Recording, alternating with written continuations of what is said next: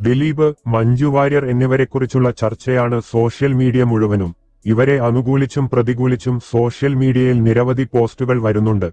മഞ്ജു വാര്യരെ കുറ്റപ്പെടുത്തുന്നവർ എടുത്തു പറയുന്ന കാര്യം മകൾ മീനാക്ഷി അമ്മക്കൊപ്പം പോകാതെ അച്ഛനൊപ്പം നിന്നതാണ്. മാതാപിതാക്കൾ വേർപിരിയുന്ന ഘട്ടത്തിൽ അച്ഛനൊപ്പം തുടരുകയെന്നത് മീനാക്ഷിയുടെ തീരുമാനമായിരുന്നു. ഈ തീരുമാനം മഞ്ജു അംഗീകരിക്കുകയും ചെയ്തു. മഞ്ജുവെടുത്ത ഈ തീരുമാനത്തെക്കുറിച്ച് സോഷ്യൽ മീഡിയയിൽ സജീവേക്കം പങ്കുവെച്ച കുറിപ്പാണിപ്പോൾ ശ്രദ്ധ നേടുന്നത്. വിവാഹമോചനത്തിനു ശേഷം മഞ്ജുവിന്റെ ഒരു ഫോൺ സംഭാഷണത്തിന് താൻ സാക്ഷിയാണെന്ന് ഇദ്ദേഹം പറയുന്നു. മഞ്ജു പറഞ്ഞതിങ്ങനെ: "ഞാന് പോന്നു, ഇനിയും തുടരാനാകില്ല എന്നതുകൊണ്ട് എന്റേതായ ചിലത് അവിടെ മറന്നുവച്ചു. അയാളുടേതായ ഒന്നും എടുത്തിട്ടില്ല.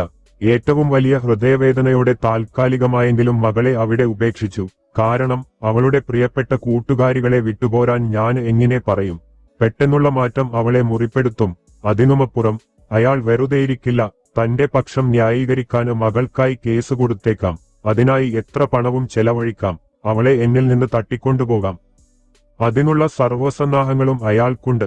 കളിയും ചിരിയും പഠനവുമായി പോകേണ്ട ഈ പ്രായത്തില് കോടതികൾ കയറിയിറങ്ങാനും അമ്മയെക്കുറിച്ച് കെട്ടിച്ചമക്കാനിടയുള്ള വക്കീൽക്കഥകളുടെ ചോദ്യങ്ങൾക്ക് മുന്നില് ഹൃദയം തകർന്നു നിൽക്കാനുമുള്ള സാഹചര്യം എന്റെ മകൾക്കുണ്ടാകരുത്.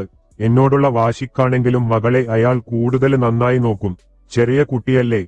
നിലവിലെ സാഹചര്യങ്ങളിൽ അവളുടെ സങ്കടം പെട്ടെന്ന് മാറും. അവൾ എല്ലാക്കാലത്തും സന്തോഷമായിരിക്കട്ടെ," മഞ്ജു പറഞ്ഞു.